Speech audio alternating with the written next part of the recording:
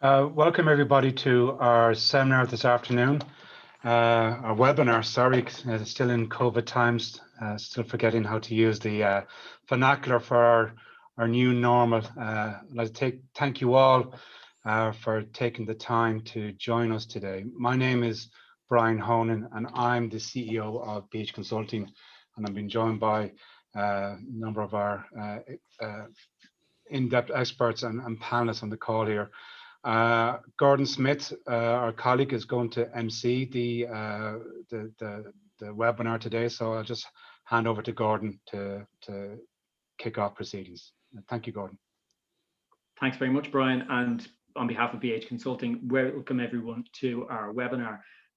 I'm Gordon Smith, as Brian said, Social Media Manager with BH Consulting, and as Brian has hinted at there, we're going to have over the next hour a panel of experts in privacy, data protection and cybersecurity who are going to discuss this area in depth. Lawful processing after Schrems II, the idea about how you can continue to be compliant with your international data transfers. Obviously, the landscape for that has changed a lot over recent months, so we're going to look at the context for that and give some tips and advice for what you can do about that. Before we get started, I'm sure you're going to have loads of questions, and particularly after you've heard from our panel. So if you have any questions throughout, we're hoping to leave around 10 minutes at the end of the webinar for Q&A, so you can submit your questions in the box at the top of your screens. Please do that. So without further ado, let's get to some of the background to this. I'd like to welcome Brian Honan, who's CEO of BH Consulting, who's going to give us some of the background to the CJEU decision last year about why there have been these changes to the laws governing international data transfers. So Brian, can you help fill in some of the context for our viewers here? Sure, yeah, I will, Gordon. Thank you very much. And again, just to welcome everybody to our webinar. So I suppose I'm going to leave the more in-depth legal discussions and interpretation of the Court of Justice European Union rulings on Schrems II and what impact that has had on GDPR and for those of us who transfer data outside of the EU and the EEA. But I suppose I want to put some context around that ruling and why that ruling is so important. I think it's, you know, we all know, and we're actually living it right now in this webinar, we are existing more and more online. We're interacting with each other more and more online. We're communicating by email, by messages, by social media, by storing data in the cloud, etc. So we're exchanging more and more information, which makes life easier for us in many ways. It makes business easier for us in many ways. Unfortunately, it also makes life easier for those with a lot of ill intent on the internet to do things as well. Criminals can communicate using the internet. Terrorists can communicate. Rogue nations, etc., can all use the internet for the same things that we use it for, to communicate. And the job of many governments is to protect their citizens. And to do that, they have police forces, intelligence agencies, who will use whatever legal powers they have within their remit to either intercept communications, to investigate or detect crimes, or intelligence agencies to gather information and intelligence, maybe to prevent terrorist attacks or any other attacks as well. And that's a key, you know, it's a key important thing. It's a key function of a country and a nation state, is to protect its citizens. And the key tool for these agencies to do that is the wealth of data that is available on the internet and the various systems that run on it. Now, the important thing though is, and we need to keep in mind, is that while these systems do provide a rich hunting ground for these agencies, it's essential that the ability of these agencies to conduct their surveillance does not infringe on our individual privacy rights. So we as individuals, as EU citizens, we have rights to privacy. The GDPR incorporates a lot of those rights and protects those rights as well. So the key balance we need in this new modern world is that we need a balance that guarantees the privacy rights of the individuals while enabling law enforcement and intelligence agencies to do their jobs and achieve their goals. You know, no point paying spies money if they can't spy. No point paying police money if they can't investigate crimes. And so it is important to get that balance. Now, I think what we need to remember, though, is the GDPR data protection regulation, the general data protection regulation, as it says, helps us protect our privacy rights.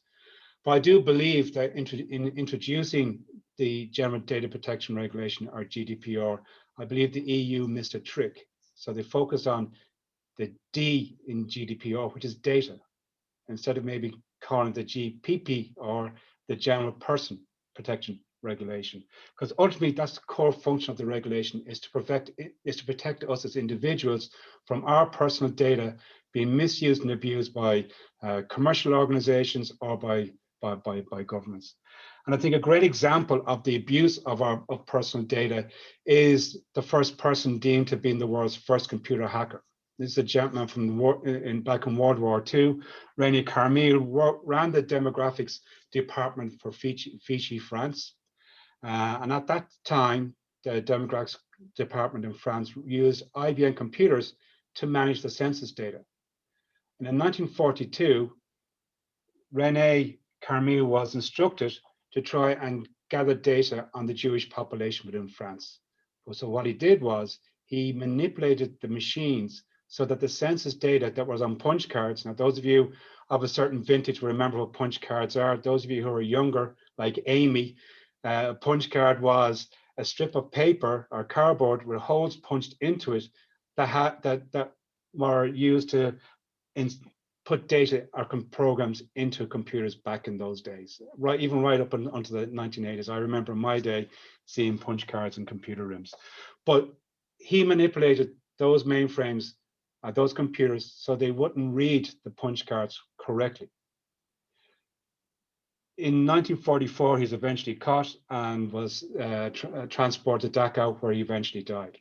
I think if you look at, in comparison to his Dutch counterpart, who at the same time was tasked with the same thing, and in the Netherlands were using the exact same system to collect census data. So in 1942, the Dutch were instructed to identify 15,000 Jews amongst their population. By the end of June, within a month, the quote was raised to 40,000. And so efficient was that system in identifying Jews within the Netherlands that too many used to arrive at the concentration camps.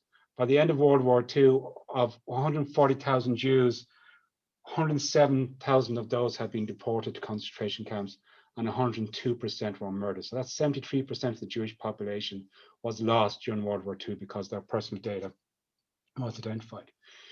René Carmille, he was tasked with identifying 100,000 Jews at this exact same date. Within a month, that quote was lowered to 40,000 because how inefficient his system was. And of the 300 to 350,000 Jews that lived in France at the start of World War II, 85,000 were deported, 82,000 were murdered. So that's 25%. So you can see there, some people can say that's how much difference one person can make. I'd argue that's the difference personal data can make.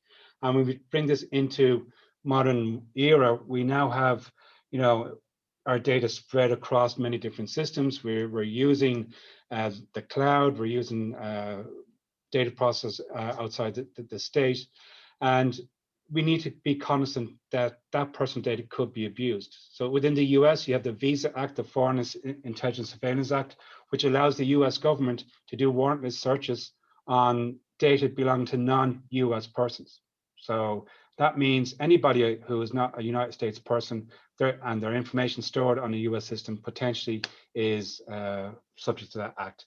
And we don't get any notification, we don't know that's happening, and we can't fight that in a court of law because we're not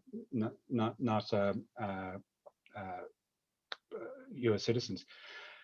Interesting enough, with Brexit happening and the whole talk of adequacy about the UK, etc., well, the UK actually has similar surveillance laws, that the Investigatory Powers Act of 2016 and the Regulation of Investigatory Powers Act of 2000, which many feel overstep the mark when it comes to mass surveillance and surveillance.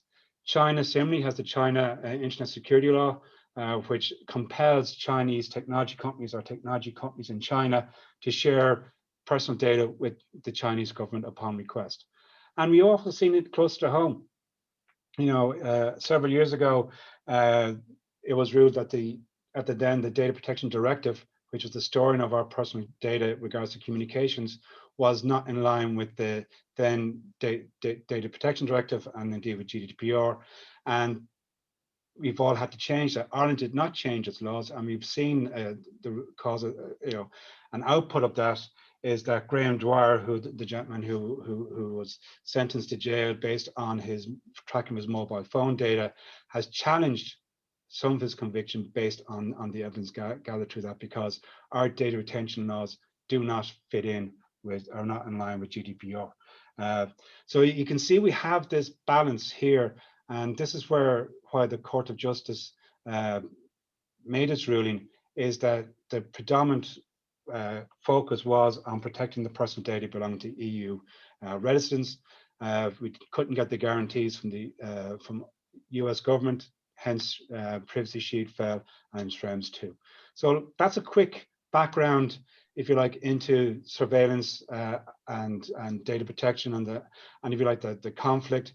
And hopefully Tracy, Tom, and Anne-Marie will be able to give you some pointers and tips on how you as data controllers or data processors, or anybody who's responsible for personal data, will be able to walk that tightrope in and continue to use processors or organizations outside of the EEA. So that's my spiel.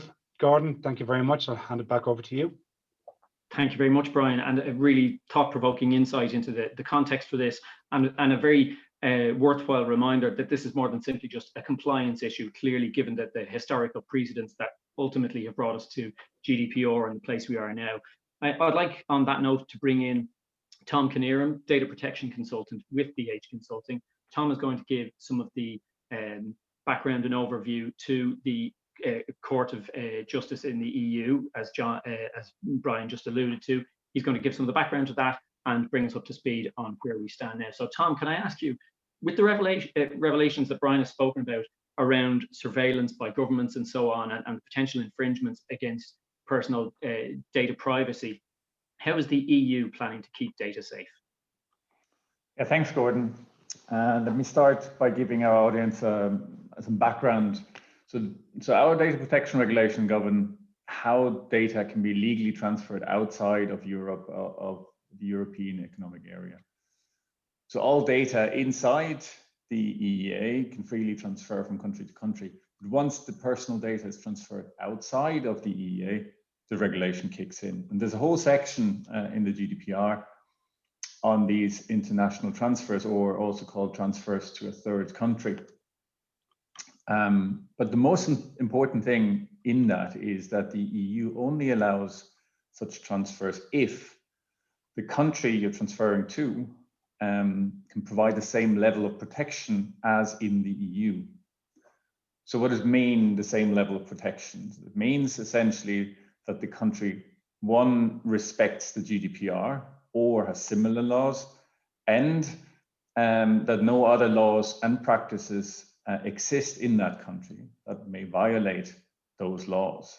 So back to the US, the US is now considered not offering the same level of protection anymore. And why is that? And Brian said at the start, he mentioned the visa laws. It allows governments to ask big tech companies to provide them with the personal data if they request it. So the CJEU ruling decided that such laws are in direct conflict with the European data protection laws. And as a result, the transfers to the US has been challenged under the existing regulations. On that point, I mean, you hinted at some of Max Schrems' complaints that he brought to the court and ultimately to Europe. What have been the latest developments regarding, say, Facebook, which is obviously a company where a great number of us would be giving our data on a regular basis? What's the current state of play? Yeah, so with that ruling, all transfers to the US are not possible without additional consideration. In fact, that ruling, and sorry, the case with Facebook will show the real impact of that ruling. The Irish Data Protection Commission is due to decide if Facebook's transfers of data to the US are still possible. So the ruling, the CJEU ruling, has put pressure on the Irish Data Protection Authority and any other data protection authority to respect the transfers and respect the GDPR as it stands, and make a call on that. So the DPC could essentially fine Facebook up to 4% if they say that, if they agree and judge that those transfers, as they do them, and there's more to it, are illegal. If that happened, it would be the first major ruling on international transfers after that court decision. Okay, thanks, Tom. And does this affect all data transfers to the US? Yeah, yes, it does, but it's not only to the US, but we should also consider is that the wider aspect or the wider impact of that regulation. It affects all the transfers to the US. It also affects other countries that have similar laws in place, again, where transfers cannot guarantee the same protection that the data has under EU regulation. So Brian, in the introduction, mentioned China and Russia, and I'm sure there's a list of others. But even closer to home, you know, the UK could also be affected, essentially, as there are also laws there that make it challenging. And the UK is now, of course, not part of the EU anymore, and essentially would be seen as a third country. The decision whether or not to transfer to the UK is being put on hold for now. There's a grace period of 4 months. It could be extended up to 6 months until real decisions. For now, it's still all the same. All continues as is, as if they were still part of the EU. But after those 6 months, the EU is now considering if the UK is considered what's called an adequate country, i.e. can it be treated as any other country in the EU, or does something else need to happen? And that's where we stand after those 4 to 6 months, and we will know if that's the case. And interestingly enough, the ICO, the UK regulator, is already recommending to small and medium-sized enterprises they should consider alternative safeguards if they transfer data. Thanks, Tom. And on a practical level, speaking of some of those safeguards, what is the impact on companies in Ireland overall, and what do they need to do now in light of the developments you've spoken about? Sure. So essentially, you know, this decision hasn't happened yesterday. It's happened last year, middle of last year, in fact. So the preparation should be well underway now to deal with the impact of that in some respect. So every company should already have a record of processing. In that record of processing, it identifies all controllers' international transfers, and more importantly, what countries this data is being transferred to. And from that, companies should be able to identify what is the transfer, why it's being transferred, and to what country it's being transferred. But most importantly, probably, is how critical that business process or that transfer is overall to the organization, because that then means there's an assessment possible with various possible options for the organization, that the organization then has to decide if they may be able to stop those transfers, if it's not an essential transfer, if the provider that they're using possibly has a EU alternative and can keep data here, whether there's a EU provider who can do the same thing, whether the transfer is occasional and not regular, so there are other provisions to be thought about, or whether there's alternative or additional safeguards that need to be put in place, like encryption or anything like that. But one thing is clear, At this stage now, there should have been an assessment, and the assessment should be well underway. If you don't get caught, so if you don't want to get caught with the risk of fines, like maybe that might happen to Facebook, that assessment should be underway. Okay, thanks very much for that, Tom. And now on that point about expanding on some of the measures that companies can take, having looked at where they're transferring data to, how the criticality of it. At this point, I'd like to bring in Anne-Marie Moore, data protection consultant. And Anne-Marie, can you talk in a little bit more depth, just to bring on from the discussion that Tom was talking about? What are the kind of supplementary measures that companies can use, and when is it appropriate to use them?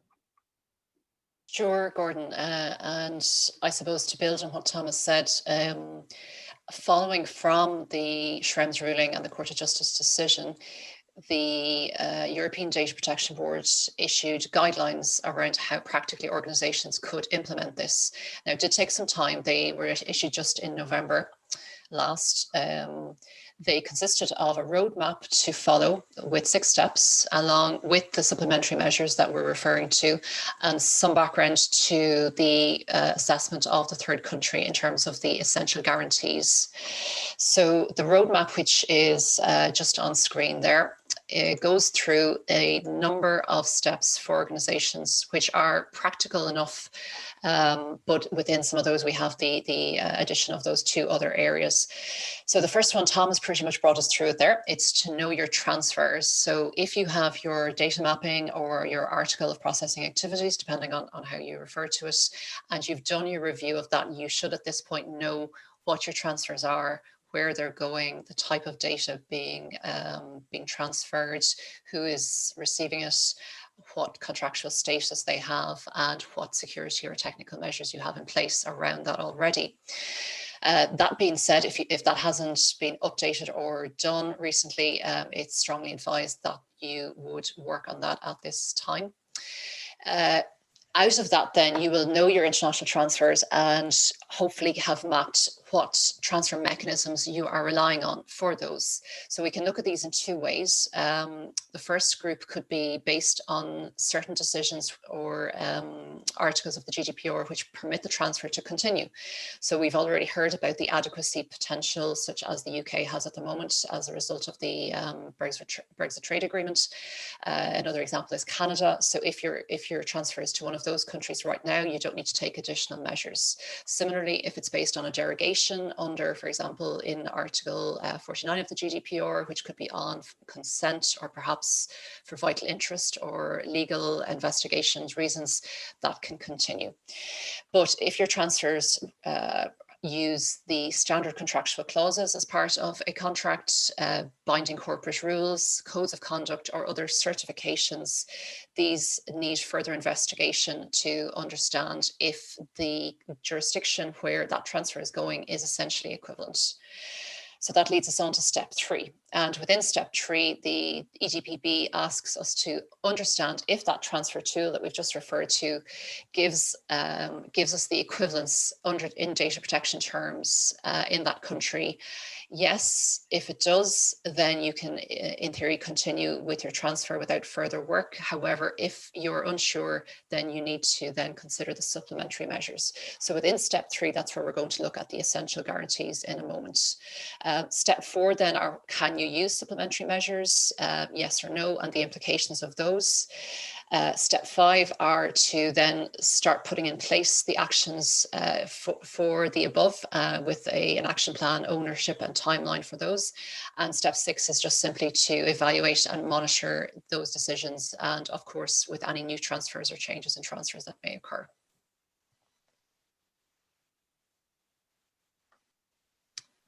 And I think, Gordon, we were just going to then take a further look. Yeah, I was going to ask you, in fact, Anne-Marie, this, as you've laid it out there, it seems like quite a complex area. Is this something that a typical small or medium-sized company is geared up to handle themselves? So where this query really relates to is probably in step 3. So step 3 is the place, the country of destination, does it offer the same level of data protection as both Tom and Brian have mentioned? This brings in the essential guarantees from the European Data Protection Board. So within the recommendations, they gave, I suppose they gave these guarantees with the aim to understand if the surveillance measures that we've already talked a bit about in the countries are actually justifiable. So be that access by a law enforcement agency or a security agency. As we already heard, they believe that those in the US are not. The guarantees are not new, so they have existed for quite some time with regard to how to assess a third country. What do they look like? Well, the European Data Protection Board would ask us to, first of all, understand what are the actual laws in the country around surveillance. They should be clearly available, and you should be able to review and understand what they mean for the recipient, the data importer in that third country. If there are no laws, the Data Protection Board suggests that you look at other factors and make an objective assessment. That in itself could be a bit challenging. The other steps, there's 3 other steps. So one is that the law should be, or the basis for the law should be necessary and proportionate, so that there should be a legitimate public interest in putting that law into practice. And as Brian has mentioned earlier, there are, of course, needs, legitimate governmental needs to, from time to time, do and implement the need for the review of data. Thirdly, there should be an oversight mechanism, so that should be a court or some redress for companies to have. And fourthly, the data subjects' rights should be able to be implemented in the country. Now, to come back to the question, Gordon, I suppose, is this fair and reasonable and doable? There has been quite a bit of commentary following from the guidelines to suggest that for small and medium enterprises or individuals, this is probably quite difficult. It may be hard to understand and access the laws, and indeed to have the necessary expertise to understand them. So the guidelines, which are still open, we should say, these were open for commentary and further input. So some of that commentary has suggested that the European authorities assist those organizations with neutral sources of information on third countries to allow them to make those assessments. So I think that's a watch this space question. Okay, thanks, Anne-Marie. And just before we wrap up in this area, can you go into a little bit more detail about when it's right to use supplementary measures? Absolutely. So if, having done the review of the third country and they're not deemed to have the essential equivalence, you need to then consider your supplementary measures. These can consist of, or they're broken down into 3 areas: technical, contractual, and organizational. Now, technical probably is the most important, because without these, it can be difficult to see how a transfer could continue. The guidance states that, or they give a number of examples of the types of technical measures. First and foremost is encryption, and they talk about encryption in a couple of cases. It should be end-to-end, so it should be in transit and at rest. It should be state-of-the-art, flawlessly implemented, to use a term, and most importantly, that the keys should remain with the exporter, so they should not go to the third country.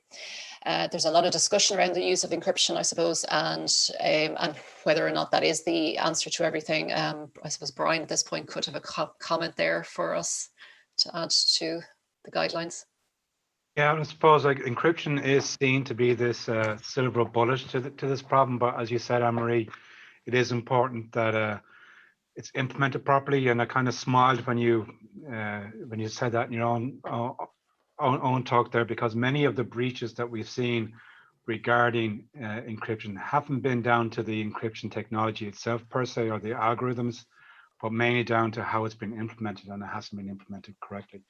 And the key point you mentioned there as well was making sure the exporter retains the keys, because this is kind of, if you allow your data processor or the third party you're using to host the keys on your behalf for whatever reasons, convenience, etc., well, in essence, you're still giving them access to your data. They still could potentially use those keys. So I often use the analogy, think of the keys to encryption as the same as the keys to your house. The more people you give your keys to your house away to, the more people have access to your house, and that's why it's important to limit them. And again, we have this ongoing debate now as well between law enforcement and intelligence agencies looking for backdoors in encryption so they can undermine, they can break into encrypted communications by terrorists, by criminals, etc., and get the information they need. But that also undermines the encryption we use to keep our data secure and private. So this is going to be a thing to keep in mind. And I suppose my final point on encryption is encryption, you mentioned there, Anne-Marie, state of the art. What's state of the art today may not be state of the art tomorrow. And there's nothing saying that in the next 24 hours or a month or a year or 2 years, a hack is going to be found or a vulnerability is going to be found in the encryption technology we use. And therefore, we're going to have to change. Back in the 1990s, DES encryption was military-grade encryption, and it was everything the banks use. It's now completely useless because it's no longer strong enough to do it. So, you do have to keep on top of these things. It is a strong technical measure, but please don't see it as a silver bullet. Great, Brian, thank you. Yes, and I think that brings in both the step 6 of the roadmap, which is to regularly evaluate the level of protection of the personal data transfer. Certainly with regard to changing technical measures, that would make sense. Just some of the other technical measures briefly. Pseudonymization is mentioned, which is something probably perhaps a lot of us are using, where we're stripping out certain aspects of the personal data so that the recipient in the third country can't identify the data subject. So that can be an option. And another is split processing, where you effectively have 2 different parties in 2 different locations potentially assisting with processing, neither of them receiving each other's data, or indeed again the codes to be retained by the exporter. As stated, the technical measures are viewed as most important, so this needs to be looked at carefully for each transfer to determine what can be put in place to prevent full personal data going to that third country, again in the event that it is not essentially equivalent. But then this to be backed up by contractual measures. So a few very brief points on this. The guidance suggests that you can use contractual obligations for the importer to have their own technical measures, to be transparent with you as the exporter on any requests from law enforcement authorities if they receive, or indeed if they believe they cannot continue to comply with the contract, that they have to inform you that they're open for audit by the exporter, and perhaps that they could challenge the legality of any order from a law enforcement body. That they provide the data only with your consent or that of data subjects, and that they maintain data subject rights in accordance with the GDPR. This area will be further broadened out by Tracy following on, because the SCCs and the new SCCs will certainly try to address some of those. And finally, organizational measures are the other area that the EDPB mentioned. A lot of these we would be more familiar with, so internal policies around international transfers, but no doubt will need refinement and update now to reflect the new state, where you can, for example, include how you document any government requests received, if you're going to publish transparency reports around any of those requests, and indeed your data access, your confidentiality policies, your data security policies, going back to exactly Brian's point there. So when do you look at your technical measures? How do you change them? How often do you evaluate them? The involvement of your DPO in all international transfer matters. So there are some of the organizational measures that are in the guidelines. But just to sum up, I suppose, Gordon, what we would say is that ultimately these are guidelines currently. They are subject to final issuance from the European Data Protection Board. A lot of commentary has gone in, and as we've discussed, there probably are some challenges there, which we would welcome further clarity on over the coming period from the European Data Protection Board. Excellent. Thank you very much, Anne-Marie. And just before I introduce our final panel speaker, I would just like to remind you, you can submit your questions via the Q&A, and in the theme of privacy and data protection, do please let us know if you want to be named or if you prefer to remain anonymous. So with that, I'd like to bring in Tracy Elliott. Tracy is a data protection consultant with BH Consulting.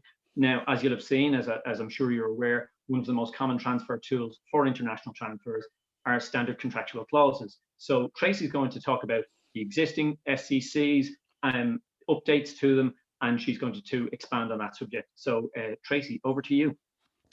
Thanks, Gordon. And thanks, everyone. I'm just having a look there. I recognise quite a few of those names of people who've turned up today. So thanks for coming along. So just, yeah, to start off, so basically, I'm going to talk a little bit just about the new standard contractual clauses. And standard contractual clauses, they're very important. Not only are they the tool used most often for international transfers, they're probably the piece of the GDPR that companies struggled with most. When GDPR came about and we were looking at it in the run up to it, and we had to decide what we were going to do, and we had to look at putting contracts in place, this was the part that people, it took them a long time to get around to. I have had companies that, 2 years later are finishing off this process.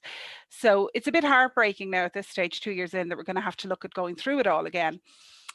But it was going to happen regardless of Schrems. I think Schrems has made it go faster. It's been a catalyst to get us here quicker because of the decision. But I think a lot of us were waiting for these. So the old clauses have been around since the 1990s, long before we had cloud computing and the type of data processing that we're doing now. They were updated, but they've been around prior to GDPR, and they didn't incorporate anything that came around with GDPR. So this led to problems for clients trying to use them for international transfers. The biggest issue really with them is there's only 2 versions.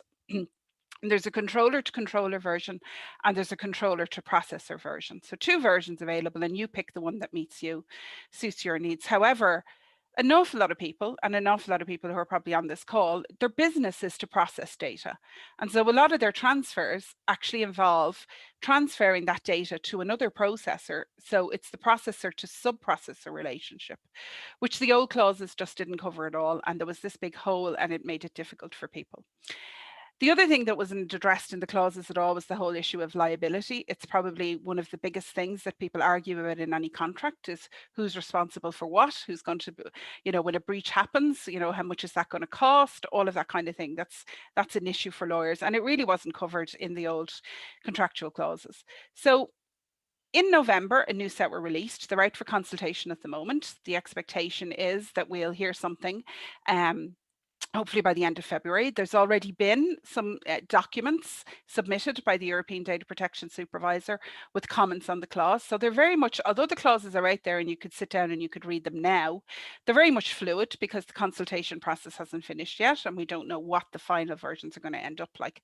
However, I think there's some things in them that are not going to change the framework that should help us. And the first thing is that we have one set of standard contractual clauses now, not 2. You're thinking, well, I said 2 wasn't enough, so how's 1 going to fix that problem? There's one set, but they're designed to meet 4 different types of processing operations. So the single set of contract clauses can be used for controller to controller transfers, controller to processor transfers, processor to subprocessor, or processor to processor sometimes, and then also back the other way, which was never allowed, which was where a processor transfers information back to a controller. So there's different clauses, and it's essentially like a little drop down. You pick which relationship you're managing, and then certain clauses apply to that relationship, and it's set up like that. So that part makes it easier. The second piece is that the clauses don't just have to be between 2 parties anymore. Traditionally, the clauses are one controller signs with one processor, then another contract. Now we can actually have multiple parties signing up to these contracts. So where we have these complex processing arrangements with multiple processors, they can all be signed, one agreement, one signature. It makes it much easier. The other thing you can actually do now is they've added what's called a docking clause. So if you add a new processor into your processing activity, they can just sign and become part of that agreement as well. So they've kind of tried to streamline the whole legal framework for these agreements to make them that a little bit easier and make them more workable for people. Then the other piece that they've done is they've actually gone and they've looked at Schrems and they've said, what do we need to do? We have a set of contract clauses at the moment. The decision that came down in July is very clearly said that the standard contractual clauses by themselves alone are not enough to meet the requirement for some countries. So what are we going to do? So they've added some of those additional pieces to get you closer to being where you need to be so that you can go ahead with the transfers. So they've added language specifically around the national security and law enforcement areas, and that language is now included by default. The other thing they've done is they've actually allowed you to edit the clauses. So one of the problems with the old clauses, again, was you put them in front of somebody and you said, here, sign this or you're not getting our data. But they couldn't negotiate it, they couldn't change anything. They were written into EU law, and they weren't editable at all. They are actually now allowing for certain additions to be made to the clauses. So if you want to stipulate certain things with your vendor in the US with respect to the data transfer, with things like the levels of encryption, you can now do that, and you can add that in, and you can add all those extra pieces that you need to do with encryption and pseudo-anonymization, testing requirements, physical security. You can now add those all onto the clauses to make them much more robust and a much better mechanism for doing the transfers. So does that suggest that they're a bit easier than they used to be, Tracy? They're definitely easier to implement because of that, and they should be easier from a legal framework for the lawyers who have to do them. There should be less copies of contract clauses because we can put multiple parties on, and they should be easier to update. It is the piece that, businesses, it's particularly difficult for businesses that don't have in-house legal counsel to deal with putting these clauses in place because they are very legalistic. So that's that one. And what should companies do? As you've hinted, we're likely to see some of the updates possibly by the end of February. So what should companies do once those SCCs become updated? What's the next step for them? So when they come into place and when they're formally adopted by the European Union, which hopefully will be by the end of February, you can start using them straight away from then. So for all new agreements, it would certainly be to get those in place. And then basically, as each vendor rolls over, as the contract comes up for renewal in the year, replace with the new versions of the clauses. The rule will be that you will have 1 year from when they're adopted to basically get the clauses in place with your vendors. So if you have people, when you go through this identification phase and you figured out where the transfers are, and you have a vendor who's possibly on a 3-year contract, not going to roll over in the 12 months, you'll need to go out to that person and you'll need to put the new contract clauses in front of them and have them sign them. So that's what's going to happen. You've basically a year to replace all of your agreements that include standard contractual clauses with the new set. And so there's effectively, within that 12-month period, you're looking at potentially risk rating your vendors. Should you do it as kind of as a prioritized approach, or how would you recommend doing it? Yeah, if you have lots and lots of vendors, if you have hundreds, it would make a lot of sense, because of the amount of time that's going to be involved in this, to have a look at them and look at the high risk ones. So look at the people who are processing the sensitive data, particularly in your HR department. You always find that that's where the really sensitive data is with respect to the employees, and prioritize those ones, and then prioritize maybe based on volume or that. But yeah, sometimes it's not always possible to replace every single, where you're talking about hundreds of contracts. Okay, now I'd like to introduce a theme that's been hinted at earlier on in the webinar, which is the transfer risk impact assessment. Brian referred to them earlier on, and indeed everyone else has referred to them either directly or obliquely. So Tracy, can you talk us through what is a transfer risk impact assessment? Because as was mentioned earlier, you won't find one in GDPR. So how do they apply to these international data transfers? Yeah, so this is kind of the headline piece. So this is what we're all here to talk about today. So what do we do as businesses? We know about this ruling. It came about last July. We know we're not at the end of the story yet. Okay, we know we still have a case going on in the High Court that's going to hopefully get a decision within the next couple of months, which will give a lot of clarity. But what can we actually do now? So if we look back at the advice, the European Data Protection Board introduced a concept, what they called a transfer impact assessment. It's a new term. If you Google it, it's not even going to show up. It's not mentioned in the GDPR. And there's been a little bit of debate about, well, why are you using something that doesn't exist? So I think what you have to do is you have to consider if you read the European Data Protection Board's language, what they're actually saying to you is you need to do a DPIA for all of your international transfers, and you need to risk rate them. And a DPIA is actually something that is in the GDPR that we're all familiar with, that we should all be doing within our businesses when we're involved in high risk activities. And we should also know how to do that. So And what we've actually done in BH, because we've done, I think we've completed 3 full of these now for clients, is we took our existing DPIA methodology, we took the steps that Anne-Marie had up earlier from the Data Protection Board with the 6 steps of how you actually do this, and we mapped them onto each other, and we've created a process to allow companies to do this. And this graphic just brings you through them so that you can see, because what I'm trying to do is make you see that, yeah, some of these things are difficult, okay? Some of them are not, some of them are very straightforward and we should be able to do in a nice, you know, easy, quick manner. So the first thing is, you know, I'm not going to harp on, but, you know, map your data, get your ROPA up to date. If you haven't updated it for 2021, let's start that now, because you need to know where your data is going. When you look at that, when you have that record and it's up to date, you're going to identify 2 things out of it. So that's where the identify piece comes. You're going to be looking for 2 things. You're going to be looking for what countries are you sending data to? And then you're going to be looking at what vendors in those countries are you sending data to? Because most of the transfers that we're dealing with, there's 2 sets. We have our internal ones where we're multinational and we're transferring within ourselves. And then we have our vendors, okay? Dealing with the internal transfers for the company between themselves, if they need to do between offices, that's something the business is going to do themselves. So it's not as intense, it's not as labor intensive, because we're going to cover it off contractually. But if you've got 20 transfers to 20 vendors who are in China, Russia, the UK and the US, that takes a bit longer. So you have to go and you have to look at those vendors, you have to identify them and you have to assess them. And what you're trying to do at this point is you're starting off with this list of, you have 100 transfers to different countries.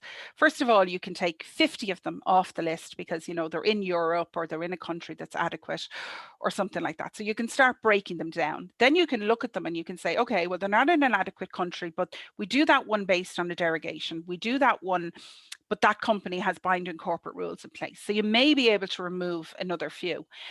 You're going to have 2 kind of risky groups left with you then. You're going to have the people who were relying on Privacy Shield. So anybody that you were transferring data to who was relying on Privacy Shield, it's been invalidated since last July. So those people need to be addressed and we need to basically get them replaced and move them over to another mechanism. Then you're going to have the people who were relying on standard contractual clauses. And you're going to have a subset of those people who are in countries that are not deemed adequate by the European Union. And this is where your issue comes about. You've identified those vendors, you know they're sending data to countries outside of the European Union that are not adequate. And what are you going to do so that those can continue? So the most common way is to put the standard contractual clauses in place. And the next question is going to be, will I do it now or will I wait for the new ones? And my advice would be, if the old ones are in place, leave them. If you've none, put the old ones in place. Okay, that would be how I would deal with it for now. And then look at your contractual and your organizational measures. Now, contractual are going to be covered by quite straightforward with the introduction of the new SECs, or you can supplement the existing ones if you need to. Organization means you've got to look at an organizational and you've got to put some policies in place to cover things like, what do we do if we get a subpoena? You know, so you've got to have policies where people know what to do, and you've got to include that in your employee manuals so they know what they need to do and things like that. That's your organizational measures. So I think most companies should be able to cover off the contractual and organizational piece and meet that requirement. Then they come to the technical piece. This is the difficult piece because you've got to look at it and you've got to say, well, what can I do here? You know, is it possible? Is it feasible that we host the data in the US, but we don't keep the encryption keys over there? And for some cases that will work. And, you know, Amazon does actually allow for that. So some cases you may be able to reach that bar that's needed for the technical standards. In others, you may not. Then you can always look at derogations, okay? You shouldn't rely on derogations because derogations are for occasional things, but there is a possibility that derogations will work for you. And when you've figured that all out, you're then going to have to action and you're going to have to build into the plan. So I'll take a very simple example. One of the complaints that Schrems has put in is he went and he looked at some Irish websites and he made a complaint to the DPC that they were using Google Analytics, and Google Analytics on people's websites is transferring his data to the US. And he said that that was now illegal. And he submitted complaints to the DPC to that effect. So I've looked at that issue for a couple of clients. And basically what we've done is we've said, well, let's look at, are we actually using the data that Google Analytics is is collecting for us. And I know you might be shocked, but there are, especially if you're in marketing, but there are some people who just have that on their website by default and have never even reviewed that data. And so they've made the decision just to turn it off, okay? There is an alternative. Most people wouldn't even realize, but I worked with a company in Europe who were able to find an alternative solution to Google that's based in Europe. And so they decided to move to that. And other people have just decided that it's a risk. We're going to watch the landscape and we're going to maintain that, and we're going to keep that risk on a risk register, and we're going to continue to use Google Analytics on our website. So that's the kind of thing that's going to come out of one of these assessments. And that's just a very simple example. And that leads into the last piece, which is basically the document, which is essentially like a DPA, where the risks will be identified and the risks will be graded. And so you will be able to look, the idea being you can look and see, well, that's a transfer. And, for whatever reason, some transfers are much more strategically important than others. Some transfers are just because we bought a marketing tool to send emails and it happens to be hosted in the US, and we never really considered European alternatives. Other transfers are totally strategic because the business is operating a 24-hour follow the sun customer service model. And so in order for the help desk to take over 8 hours, the calls have to be answered in the US. And so the agents in the US have to be able to access the help desk data. And that's what you have to do. You have to look at it strategically and see which ones. And I suppose at the moment we don't have the answer. I wish we did have the answer, but at least we can be ready for when we get the answer, because we'll have kind of quantified what the risky ones are. Sorry, Nev, I got over time, Gordon. He's disappeared. Not at all. I'm mindful that we're going to leave at least a few minutes, if at all possible, for questions. And we do have a couple. One, in fact, does lead on very much from what you were speaking about. We just had a question to clarify again, what is currently the court's position right now in relation to standard contractual clauses for exporting data from the EU to the UK or the US specifically? Very definitive. The European, the answer is no. The standard contractual clauses alone are not sufficient to export European data to the US. The UK currently has an adequacy decision, so it's okay. But because for a 6-month transition period, at the end of the 6 months, if you were to use standard contractual clauses again, that is not sufficient. Thank you, Tracy. And then for our next question, I think I'll probably need to bring Brian back in on this. The question is, in the light of FISA Section 702, is using a cloud service provider and its native encryption key management service, such as AWS and AWS KMS, does that provide adequate protection for personal data? And in this case, that's where the CSP would manage the encryption keys for a client and is in possession of the keys. And obviously that was an issue that came up during the presentation, to your point about giving the keys away. So what is your answer in terms of that providing adequate protection if the CSP is using its own native encryption key management? I suppose the first thing to question is what do you mean by adequate protection, and what are you protecting? What type of personal data you're protecting? But my general comment back would be, from a pure cybersecurity point of view and an encryption best practice point of view, if you have your keys hosted with a third party, be that the CSP, you don't have your data fully encrypted or fully secure. There is always the potential for a third party, be that the CSP, to access your data. Now, in a practicality point of view, and Tracy kind of touched on it there in her talk, and please, Tracy, contradict me if I misinterpret what you were saying, but having looked at all your data, what is the risk involved? If you're using Amazon and you're continuing to use basis, take a risk-based approach and then decide based on that. But my short answer would be no. In my opinion, it wouldn't be adequate enough. I don't know, Tracy, Okay. any added thoughts on that? Yeah, no, I agree. I mean, everything you read would say don't go with the standard out of the box thing. And I'm not a security expert, so I'm very glad that Gordon asked you that question. And I do agree. This whole thing of taking a risk-based approach to, that's kind of a tricky one, because there's been certain people who have said you can't really do that. This is a yes or no. Comes back to the first question: yes or no, or standard contractual clause is good enough for the US and the UK. And the answer is no, they're not. But businesses operate in real worlds. And I think we have to realize that businesses can't suddenly decide to cut off data flows to the US. You especially have to think about multinational businesses that are based over both. How are they supposed to adequately look after employees if they can't send employee data to the US? So I think we have to be practical. But where something is simple and it can be changed easier, that is something that we should certainly consider doing. The other thing that I would say is they can also consider this as an opportunity. Okay, businesses now want their data hosted in the EU. So if you have a solution that's in the EU and you're providing services within the EU, that's an opportunity now.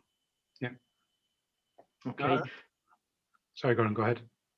Well, just before we wrapped up, Brian, I was just going to maybe put it out there, because obviously that the question of transfer impact assessments, you know, came to the fore very much towards the end. I would be interested to get the views of the panel as to, in your experience, what are other companies doing to tackle this?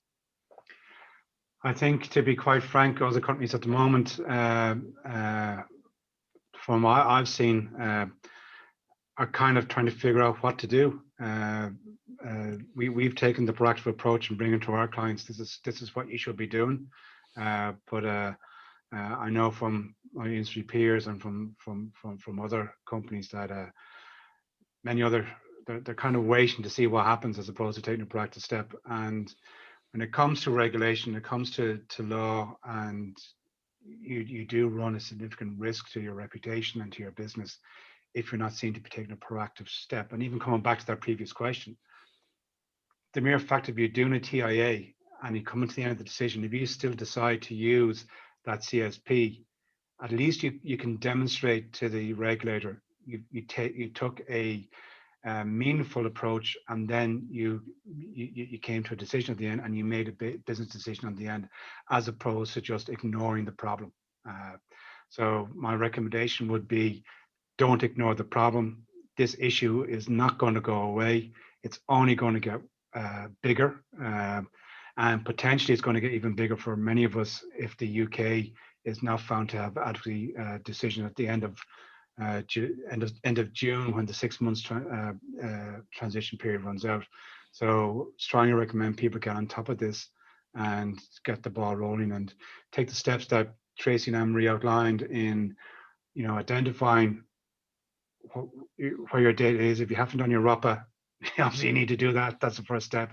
And then identify where your data has been transferred to, where the vendors are, what countries are there, and taking a risk-based approach, then tackle it and to try and determine what is the best way for you to handle this issue.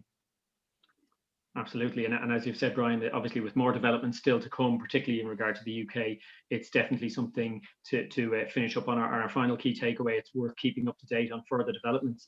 So with that, we're just about reaching the hour. So on behalf of BH Consulting, I'd like to thank everybody who took the time out of their day to attend. We really do appreciate it.